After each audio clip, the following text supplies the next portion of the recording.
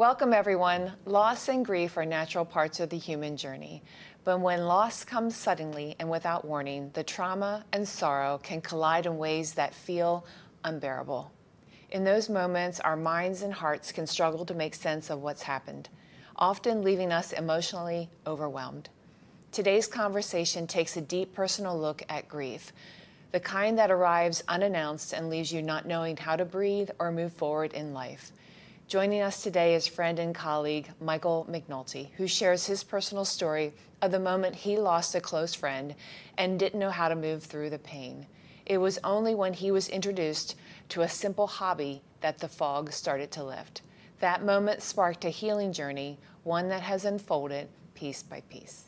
So welcome to the table. Thank you, appreciate it. Yeah. Glad to be here. This is probably going to be one of the hardest talks to get through, but we're going to do it. It will be. We're going to get through it, but Yeah. it's been this past week, even leading up to this, Yeah. knowing that this day was coming. We talked about it. Yeah. A lot of emotion, a lot of reminiscing. Some good, some not so good. Yeah. But mostly all good now. Yeah. And different triggers. Grief comes in many forms. Yep. There's the happy kind. Yeah. You know, it's like, oh, I remember that, and gives you a big smile. And then there's just the I call it the day-to-day grief, where anything, a trigger, Yeah. a song, looking up in the sky. Yeah. Tim was a pilot, a contrail, Yeah. a trigger. Anything that you don't expect, Yeah. and it'll grab you. In the beginning, after Tim's immediate passing, those were much longer periods of time. And through this fun little hobby that my wife introduced me to, and family and friends, those periods of time are much shorter. Yeah. Doesn't make them any less intense. Yeah. And it's difficult sometimes to disassociate yourself Yeah. from those feelings, and then finding a way to move forward. And it's not a journey that people expect, like you said, unexpected Yeah. death or an unexpected illness that leads to a tragic loss. You're never prepared. Everyone always says, well, that person was, they were older. It still doesn't make it any easier. Those were some of the things I thought about when I knew this day was coming, Yeah. especially yesterday. It all welled up, and all the events, from the time we're young, 7, 8 years old, whatever, a grandparent will pass.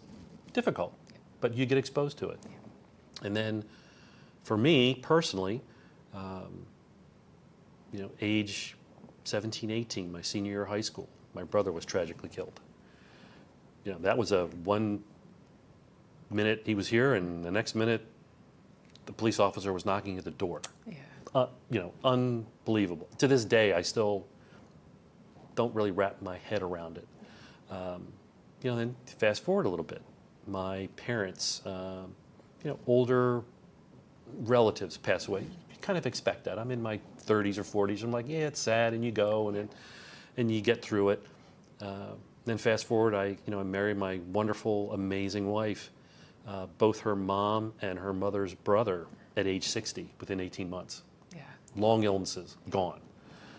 It's all part of the life journey. Yeah. And I'm so grateful that, we've been talking about this for a couple months. Mm-hmm. So I'm grateful for this opportunity to share this story, Oh. because this is another way to remember those who have gone ahead of us. Before we jump into that, tell our audience, what you do at Phoenix Contact. Oh, of course. And how long you've been here. So I believe it's going to be 8 or 9 years this October 7th. I'm never quite sure of the number of years. It seemed like it was just yesterday. Yeah. And so I am what is my official title? Oh, here we go. I'm the Senior Strategic Buyer for Electronics, North America. Now I report up through Ron Godelli, and my responsibilities are to coordinate the Americas electronics purchases with a strong influence and help from my wonderful colleagues in Germany. Yeah. Good. That's what I do. That's awesome. Or as people call me, Mr. Fix-It. I fix things that are broke. That's what I do. That's awesome. So the other part of talking about this topic, we're colleagues, we work together, but yeah, I think you're on one side of the building, I'm on the other side of the building. So It's a 7-minute walk. I know, which is good for the wellness. Yes, it is. Gets the steps in. Get my steps. Right.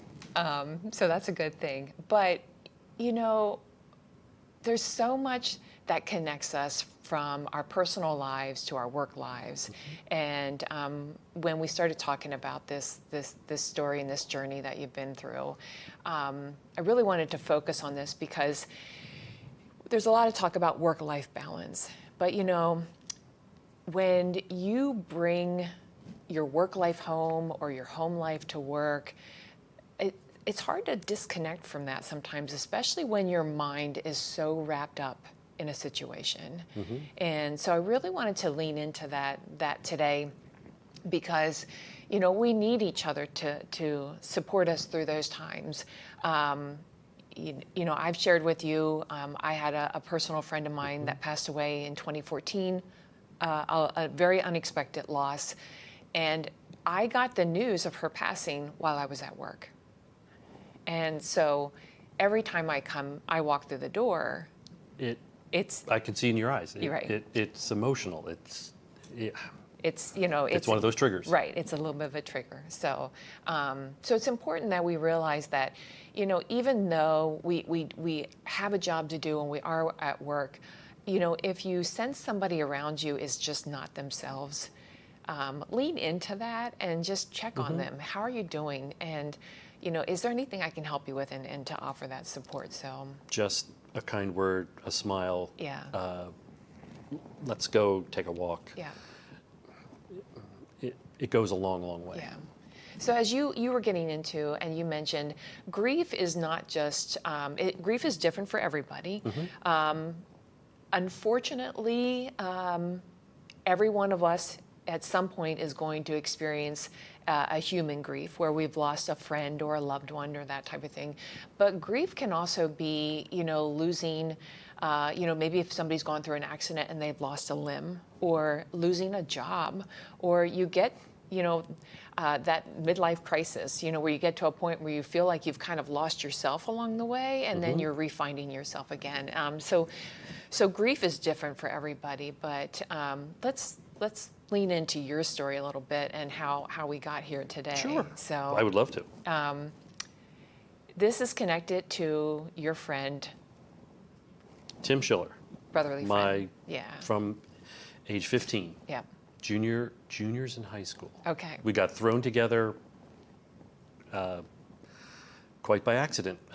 Graphics arts was our connection in high school, and that's how I met Tim. Nice.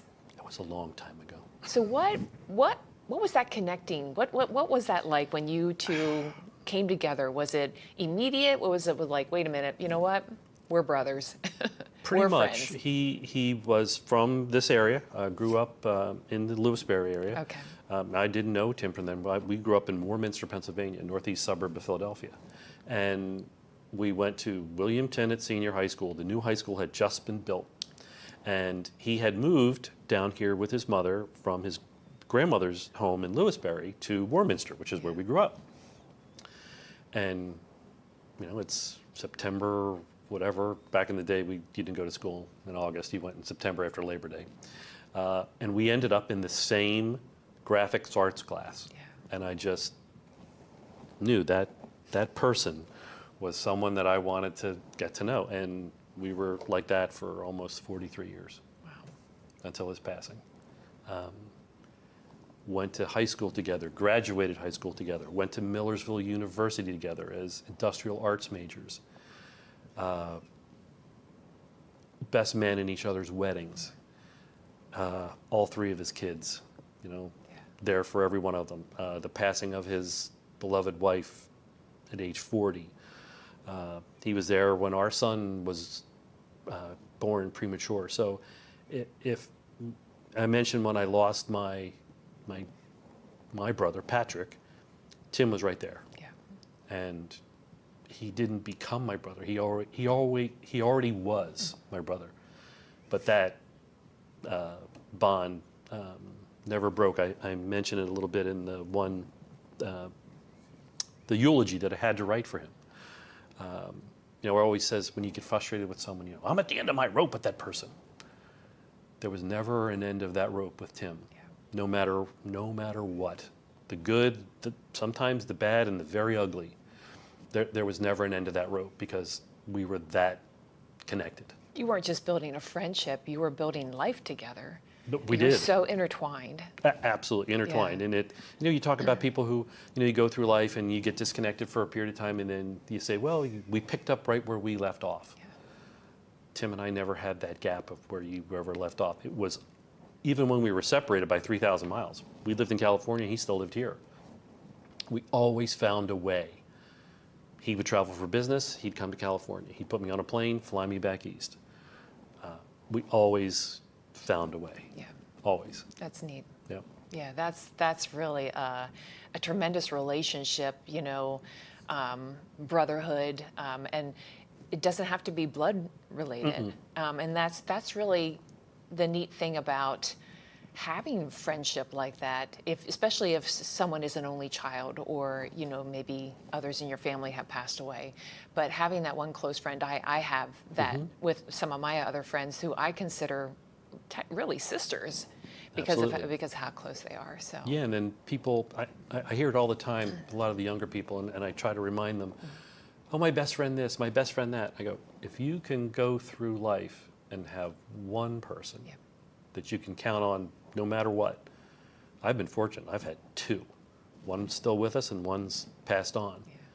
I'm a double winner 1,000 times over. That's awesome. And we're like the Three Stooges. Yeah. You wouldn't want to see us at our worst together when we were all together, but it was special. Yeah. I mean, it was very special, and it still is with the gentleman that same thing. I could pick up that phone and he'll almost invariably he will always say, "I was just getting ready to call you." Yeah.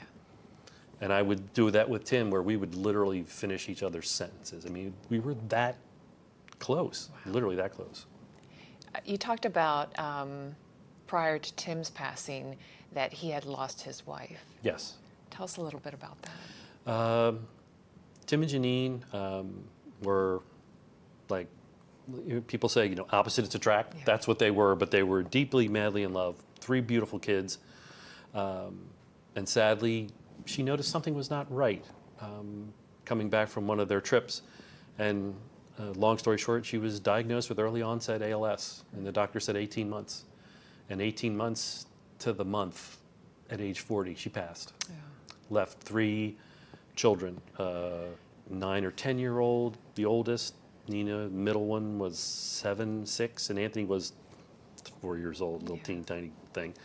And they've only ever known my wife and I as Aunt Margie and Uncle Michael. Yeah. I mean, I was there when all 3 of those kids were born. To this day, it's amazing. Those 3 young adults now, one's a civil engineer, graduated from Temple, just got engaged, just brought so many happy tears to my wife and I. The middle one, Nina, all the 3 of these kids are Dean's List, magna summa cum laude, Penn State grad, 2nd year teaching. She's doing great. The youngest, the man-child, Anthony, 6'4", 275 pounds, been the starting nose tackle at Widener, his first year freshman. He's a senior this year. He will graduate with honors. Yeah. They're doing great, but to be left with 3 young kids all by yourself. Tim was a lot of things.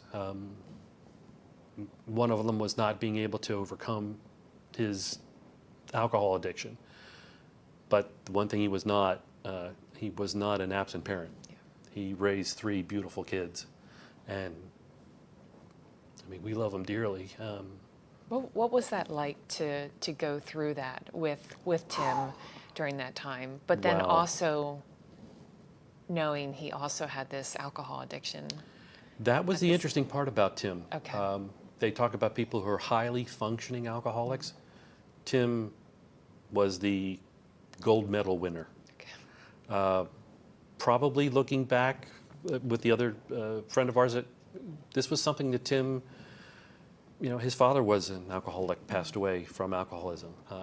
And Tim probably from his late 20s until his passing, was a highly functioning alcoholic. This guy could fly, if it had wings, he could fly it. Yeah. You don't give pilot's licenses to dummies. Yeah. And Tim was that accomplished. Tremendous athlete, tremendous businessman, but he was an alcoholic. Yeah. And it eventually did him in. And we could see it, but it was never an issue where it was like, well, Tim is out of it. Never to that point. So for probably 20 or 25 years, it was something that we maybe thought of, Yeah. but never really manifested itself until we got the call the very first time when he had to be hospitalized, where you can't mistreat your body for that long and have it not fight back. And that's when all of us realized, oh my gosh, Yeah. Tim, unless you don't have another drink, you're going to die. Were there any other conversations with Tim leading up to that point where it was any, hey, you might want to maybe not do so much drinking, or, what were those years. conversations like? Was he receptive to those talks? I'll never forget all of those types of talks. Yeah. I got it under control. Okay. And at face value, if you saw him, Yeah. you would never suspect. Alcoholics are really good at masquerading that addiction. And Tim found a way to do it and did it very effectively until it killed him. Yeah. And it was sad to watch.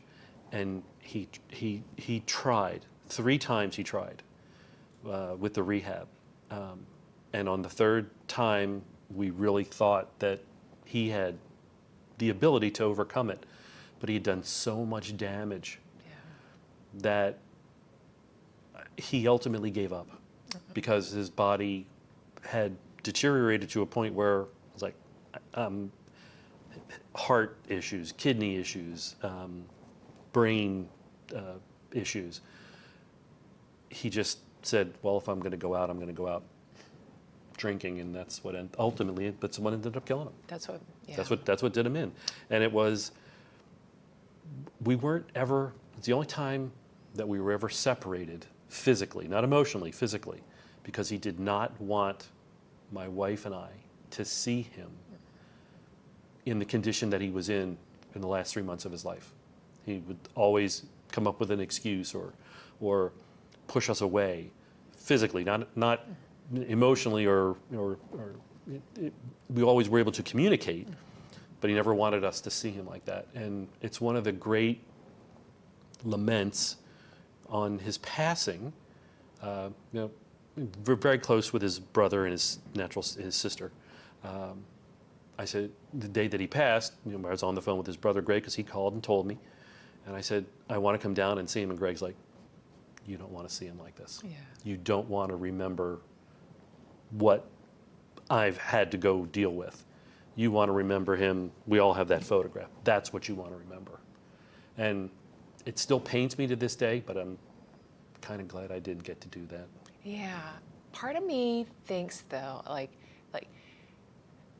how was that emotionally for you? Because I think about my close friends today that if they were in that situation, I would be like, I'm not listening to you. I'm coming down and I'm going to see you, and you have nothing, and we're going to push back. Like I would literally storm their house. Absolutely. So what was that like emotionally for you?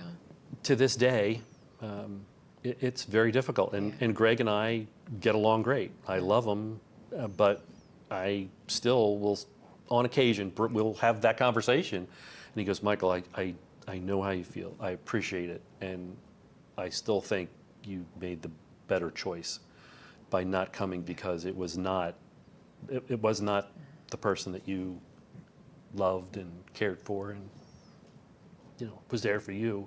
That was not what was left at the end. And I kind of let go. Okay, but it's still very difficult for me. Yeah, it's a hard thing to kind of wrap your mind around, because when my friend passed away, she was my laughing movie friend. We didn't take a lot of selfie pictures together. We laughed a lot. When we were together, we were together. We went to the movies. We, loved that kind of thing. And prior to her passing, we talked a lot. But every time I talked to her, she's like, "Well, I'm not feeling the greatest. Can we let's wait. Let's push it back to next week." And quite honestly, I didn't even I didn't know, because she had blood clots, and that's what took her life so quickly. So after she had passed, it was the guilt of I should have checked in more. I should have leaned into that. I should have said, well, what can I do? Let me come over and let's spend time at your house if you're not feeling good. And that's not an easy place to get out of either. No, and similarly with Tim, it was Marjorie and I both. Tim loved and adored my wife like a sister. Yeah. And same, they went at it like cats and dogs because she would always call out his nonsense. And, we've talked about it often. Marge's like, were at the end, towards the end, did we do everything that we could have? Yeah. And we've talked to his brother, we've talked to his sister, and they went through it with their father. And Greg and Lisa both said, Michael, an alcoholic is going to do what an alcoholic's going to do. And no matter what you or Marjorie were going to do, Tim was going to drink himself to death. And ultimately, that's what he did. So that part I've kind of reconciled in my mind. Yeah. I was the best friend that I could be for the person that Tim was, not so much for the person he became. Big difference there. And that's where it was the only time, like I said, towards the end, where Tim kept us at arm's length, because he just, quite honestly, he was embarrassed. Yeah. He was gravely embarrassed as to what he had become and what that let himself become, and what ended up happening with the kids. I mean, you can't go from someone who's an accomplished pilot, wonderful husband, father, friend, to flat broke twice, lose the house, sheriff's sale, no place for your kids to live. That was not the person that I cherish. Yeah. Tim became something different, and it deeply, deeply bothered him. And he did not want those that were closest to be anywhere near that. Yeah. It was hard. It was very, very difficult. Yeah, I can't even imagine. Through my friend passing away, I have really learned from that experience that I lean into, like if I think of, if somebody comes to mind and I haven't talked to them for a while, I make a call or I send a text. I really, really lean into that because of that reason. Yep. I make the point to take the time to, like, oh, I'm busy. I'll text her when I get home, or I'll text them when I get home. Now, if that person pops in my mind, that's the first thing I go to is a call or check in. How you doing? Let's get together and stop really procrastinating when it comes to those type of things, because you never know. It's interesting you should mention that, because I was that one in our little triangle. Yeah. I was the glue that kept it going. Because we had some rough patches. I mean, we really did, the three of us. You don't know someone for 40 years and have it all be sunshine and buttercups. Right. But I was always that glue, and I still am to this day, and I can still, his phone number and his stupid picture are still in my phone. And we would talk at the end when he didn't want to see us physically, but all the time, driving back and forth when we go to the beach, there's not a time that we go to the beach that I don't instinctively want to grab my phone and make that call, and he's not there. Yeah. And I think, so I understand exactly what you're talking about. I think part of it is not wanting to lose that. And Right. so I haven't fully grieved either from her passing, because I can still hear her laugh and I can still hear her voice.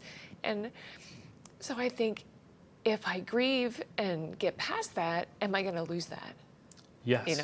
I mean, even to this day, we have a recording of Marge's mother's voice. Yeah. I have the recording from my father's voice on the answering machine. Yeah. Because I don't want to forget that. Yeah. And it was one of the, I'll make you laugh here. So, ringtones. Tim, in his later years, had a challenge with some of his hair. And we would always tease him, dude, you have the perfect head shape. You should shave your head. Oh, no. It was a vanity thing with Tim. And then eventually he shaved his head. He looked awesome. He's one of those guys who could pull it off. Awesome. Well, we always watched the Three Stooges. Well, Tim became curly. So the ringtone for Tim, when his phone would come through on mine, was Curly saying, I'm trying to think, but nothing happens. I'm trying to think, but nothing happens. And I still have that ringtone, and it's reserved for that one other friend. Yeah. And when it comes up, like you just mentioned, I well up in tears and I cry because that's one of those reminders. That's one of those triggers that always comes back. And making that connection, I don't want to ever forget that. I don't ever want to not be able to hear his voice in my head or see that dopey grin on his face in my memory. So that's why we keep some of those recordings and pictures, and because you don't want to lose those connections. And it's difficult because if you in your mind, if you think, well, if I get past that, does that mean that I've put that behind me? Never put it behind you. Never. No, and that's okay. You know, I've heard, you know, stories of where people have lost, you know, a loved one, a son, a daughter, you know, and other people have said you should get over that. You know, you have other children or that are, and that's nothing you can ever get over. And now I see through her two girls, I see her through this, and it makes me smile. Yes. You know, and now Tim has three. Tim has passed 3 kids. Yep. Tim, Nina, and Anthony. And this is where Uncle Michael steps in. And Aunt Marjorie. We have they're our family. Yeah. We have our own son Joshua. Love, obviously, he's ours, but we don't have any grandchildren yet. Notice I said yet. Yeah. But we have, you know, Timmy, Nina, and Anthony, and our son, and it's literally like our family. And the ones, like I said, who just got engaged, I know they're excited to start a family, and then that'll be like I'll be a granduncle again. Yeah. And my sister has 4, and they all have grandkids, and we're grandaunts and uncles. So yeah, what is it, from the Lion King, the circle of life? You're yeah, right. it just keeps going. Yeah. But it doesn't mean that we can't look back and, you know, we're talking about grief, managing it, using it to remember in a positive way, because there's enough ways to remember it in a not so positive way. Yeah. And that's why one of these guys definitely helped me, because I was in not in a happy place. I mean, I was in a dark, you know, what did I do wrong? What more could I have done? Why did you leave me? I remember the conversation I had with Tim in one of the rehab centers when he was literally unconscious. I mean, we thought he was going to die. And I know you read what I said to him. Literally, I bent down and whispered it was his birthday. I drove. It was only supposed to be an hour and a half, and there was a terrible accident on 22, and I was in the car for 5 hours. But I was determined to be there on his birthday, because stupid thing, 2 guys, on my birthday, on his birthday, the first phone call or the first text at, Tim would say 0.30 because he always woke up early, I would wake up, and on my birthday, there'd be my birthday text. And same with him. I'm like, I'm going to be there on your birthday, dude. I'm not going to miss it. And he was kind of in and out of it a little bit, and my wife made him his favorite meal, made him a crab cake, and he was lucid enough for me to actually, he couldn't even feed himself. Okay. It was bad. Yeah. And I had to feed it to him. I didn't care. Like I said, that rope never ended for us. Yeah. And I did it. And, you know, I remember, I'll never forget, leaning down, he was kind of out of it, saying, what am I going to do? You know, you can't leave me by myself. And I thought, there's no way in the world he heard any of that. None of it. Because he was out of it. And weeks later, he recovered. And we were on the phone. He goes, dude, I remember what you told me. And I go, and I had to like correlate, like, what are you talking about? He goes, remember when you came and you fed me the crab cake on my birthday? And I go, yeah, Tim, you were out of it. You were like unconscious. He goes, I heard everything you said. And he goes, this was Tim saying, don't worry, I got it. Yeah. Saying to me, I'm not going anywhere. And 6 months later, he passed. So those instances, those memories, those triggers, as hard as that was, I still cherish all that. I know when you talk about seeing her daughters and you seeing them, her and them, you cherish those. Yeah. I mean, I see Anthony and I go, he'll turn his head a certain way or the light will catch him exactly the right when I go, oh my God, that's Tim. Yeah. And then I'll see his oldest, Timmy, same way. He'll smile or he'll laugh. Yeah. And I'll go, oh my God, that's Tim. Yeah. And then there's Nina, the rose between the two thorns, who's her mother. Yeah. True and tried and true. And we spend a lot of time with her. And she'll giggle or she'll have a facial expression or she'll be very manic like her mother used to be. And Margie will just go, oh my God, that's Janine. Yeah. And we love those moments, but boy, sometimes they're very sobering sometimes. So tell us about this little project and how it helped. Yep. Because you kind of went into a dark place after Tim passed. Yeah, he passed in January, and it was hard. It was very, very hard. It was difficult for all of us. But I had lost my friend, my brother. People say when they get married, my soulmate. Yeah. He was mine. Yeah. I mean, he was. People would look at us kind of crazy. I'm a hugger. Our family's a hugger. Except with Tim. Mm-hmm. Not only did Tim get a hug, Tim got a kiss on the lips. Okay. We were that tight. Yeah. We were really, and we kind of made a joke out of it. Yeah. But it wasn't a joke to us. It was, you're my everything. Yeah. It's a friend. So that was in January, and my wife's, boy, you're kind of in a funk. And it was, January going into February, so it's kind of crappy weather. It was terrible. So she went on Amazon, and this showed up in the box. And our son had done Legos, for years when he was, in that 6 to 12 range. And I went, yeah, they're kind of cool. And I just let the box sit. She goes, no, I want you to try and do it. I went, okay. And boy, that's all it took. Yeah. I opened that box, and my thinking mind immediately took over from my day-to-day remembering, lamenting, morose mind. Yeah. And it was simple. We talked about peace, P-E-A-C, through peace. Yeah. So one brick at a time. The instructions open up, and it says, bag 1. I'm very mechanical. I'm very analytical. Okay, where's bag 1? Get bag 1. Open it up. And you dump out this pile of bricks. And you look at it and you're going, well, let's start. Yeah. So I, piece by piece. And it turned, and at the end, not only was it cathartic because now your mind is really focused because you got to pay attention to what you're doing. In the end, you get something cool to kind of play with. And I'm a child at heart. I always have been and probably always will be.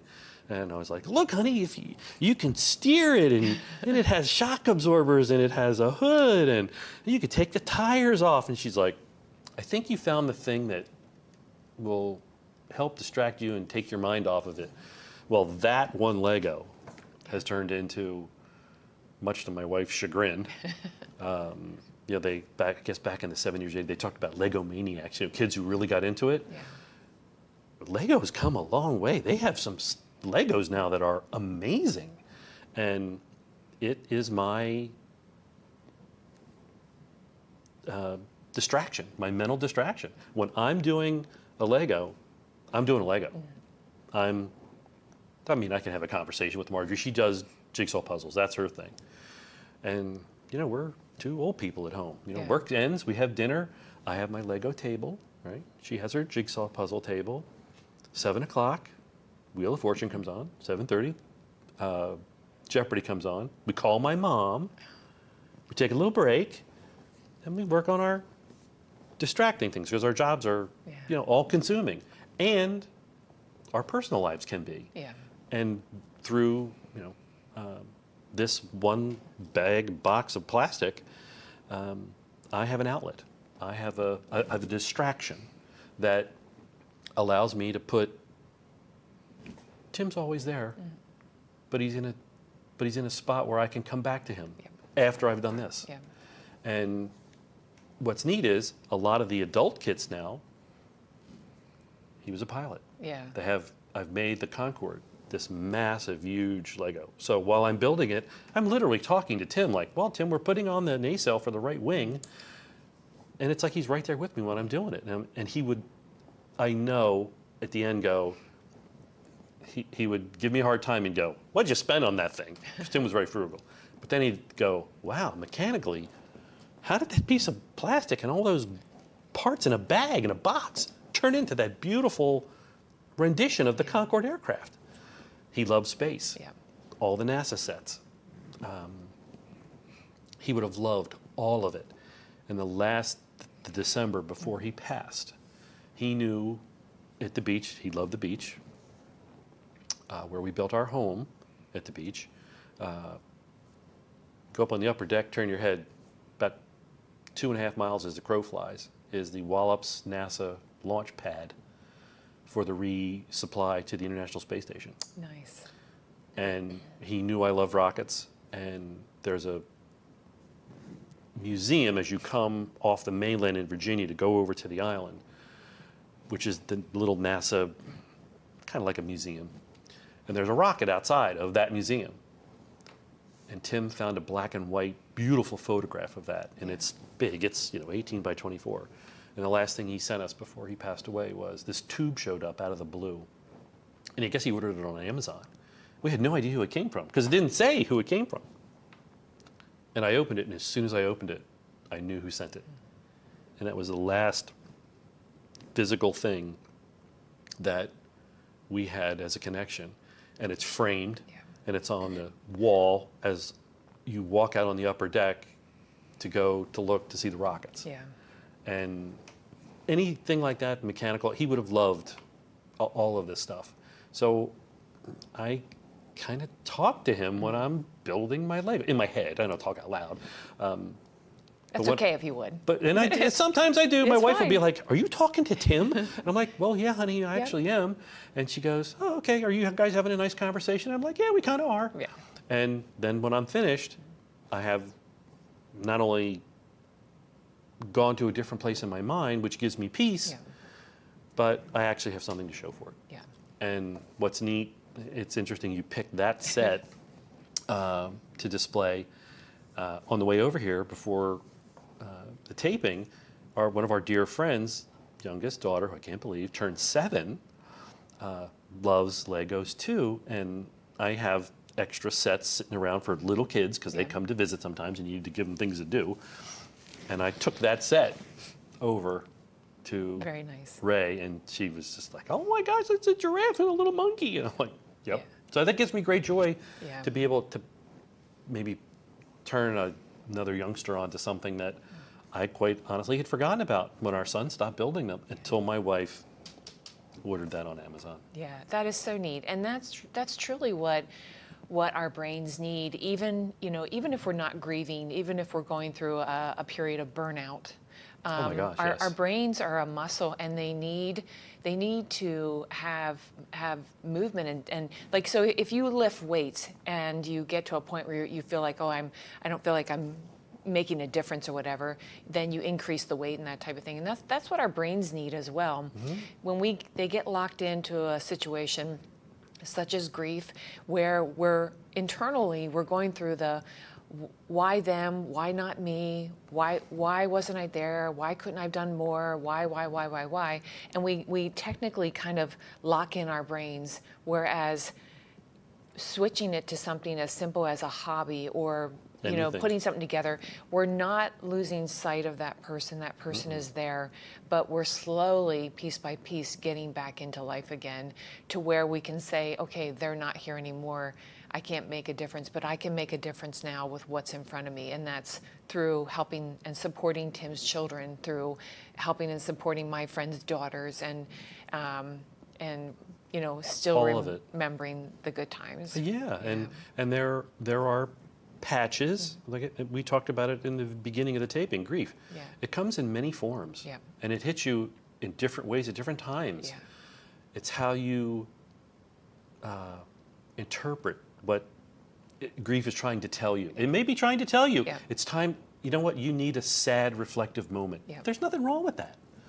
I'll give you a perfect example. When my mom passed away in November of 2019, it didn't hit me until May of 2020 when I was in the grocery store I had passed butterscotch pudding because she loved making butterscotch pudding. And I locked in and I just started crying. Yeah, out of the blue. Yeah. And that's grief telling you Yeah. it's okay Yeah. to let your guard down and be that vulnerable person Yeah. and have a cry. My wife sees it all the time. I can see it in your eyes Yeah. now. She'll look over at me and something will happen and she'll go, "You're thinking about Tim, aren't you?" And I'm like, "Yep, I am." And she goes, "It's okay. It's okay to cry. It's okay to be sad, Yeah.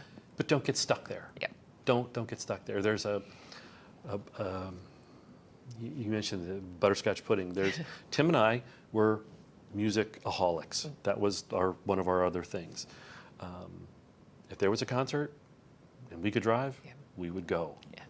He carried me on his back because I had had hernia surgery the summer before I went to college, and I couldn't walk. Parked the car, and he carried me for 2 blocks in Philadelphia to the old Spectrum to see the Grateful Dead. Concert was horrible, but he carried me. Yeah.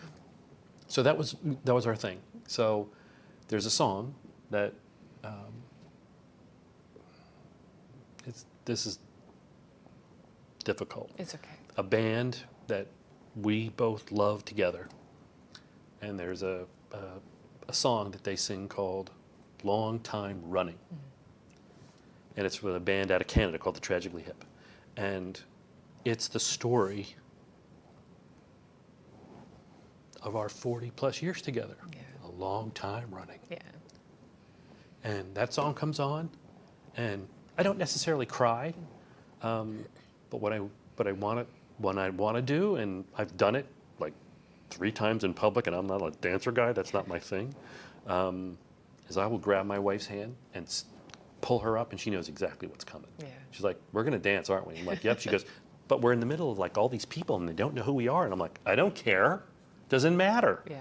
She goes, "I understand." And those kind of triggers, butterscotch pudding, long time running. Yeah. That's where grief, he or she sneaks up on you and gives you the opportunity to remember. It gives you the opportunity to think about what you've lost. Yeah. And it's not a bad thing. It's just how do you deal with it? Yeah. And I think it also gives you the opportunity to deal with it because you should deal with it. You have to. You eventually have to, and you have to. And like this has been very healing for me to have this conversation today. But you can't let it just hang out in there because eventually it's going to come through in a way that you might not be prepared for. So. Or in a much more negative way. Yeah. I mean, people respond in different ways. Yeah. Through drinking or through, drugs or that type of thing. Not through any of those things, but I had to go to college, my Yeah. freshman year of college, and we were at dinner. 3 or 4 other people at the table, and Tim sitting next to me, and that was the summer after my brother had passed and was killed. And someone said something about loss or someone passing away, and it was a raw nerve, and it just struck me as raw, and I lashed out at that person verbally. "You don't know what loss is. My brother's..." And Tim sitting over there touching me, going, "Dude, they don't know that. Yeah. They don't know that." And I never forgot that. And it was think back to when 9/11 happened. A lot of people lost a Yeah. lot of loved ones. My wife traveled internationally at that time. She was flying all over the world. And the flight before the flight that was coming out of Boston that crashed out in western Pennsylvania, that was the flight that my wife was scheduled to take. Wow. Not that flight, but that route. Yeah. Luckily, she was home when 9/11 happened, but that just as easily could have been her. Yeah. And it affected our son deeply because all he knew was mommy traveled and planes crashed and people died. Yeah. And, he would lash out at school. And I finally had to pull him aside and say, son, people don't remember about the things that happened to you. Yeah. They remember how you responded to the things that happened to you. And that's a way you can't respond. And that was from Tim telling me at college, dude, they don't know what Yeah. happened to you. They have no appreciation for that. You can't project that, whatever that was, that raw anger emotion on someone who has absolutely no context as to what you're doing. And through Allego, through grief, through talking to people, I don't do that anymore. Yeah. I just go, I take a deep breath and I think about it, and I oftentimes I'll say to myself, you're fortunate. You had Tim for 40 whatever plus years. You have those 3 beautiful kids. You have the memories of Janine, and the time you spent with your wife with them, and that's what gives me peace. Yeah. I mean, to this day, that's what gives me peace.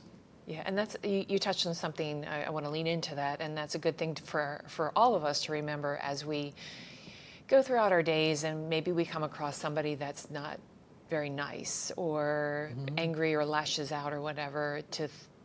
To possibly take a step back and look and say, are they doing this because they're going through something, and maybe this is their trigger point or whatever, and to kind of be a little more empathetic and just say, if I can help, great, but not that we have to take somebody being mean to us, but just really kind of maybe looking at it through a different lens. Perfect example. Difficult subject. It happened to us. We're going through it now as a company. Someone who may be feeling, disconnected from the company in a certain way, and talking to those people and just listening, just being a sympathetic ear, and letting them get that off their chest. Whether you know it or not, you're helping that person because they needed to vent. They needed to say their piece. And then when you're done, you circle back and you go, we're fortunate. We're very fortunate. Doesn't make it any easier. It doesn't change your feelings, but it just brings you back to center. And sometimes we drift.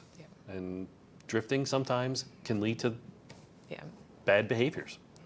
Well, I'm very fortunate to have this conversation with you today. So thank you again for sharing my pleasure. this tremendous story and giving us all a better understanding of who Tim was, who you are. So I just hope that this, what's between my ears, lasts me till the day it's my turn, and I never forget them.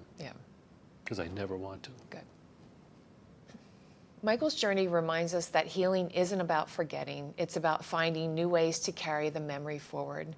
And while grief may change us, it can also deepen our compassion, connect us more intimately to others, and help us see beauty in places we never thought to look. If you're currently grieving or going through a loss, you are not alone. Ask for the support and help that you need through a trusted friend, pastor, or physician. Life may never feel exactly the same again, but one day you will find you're living life more fully again. Don't give up. Thank you.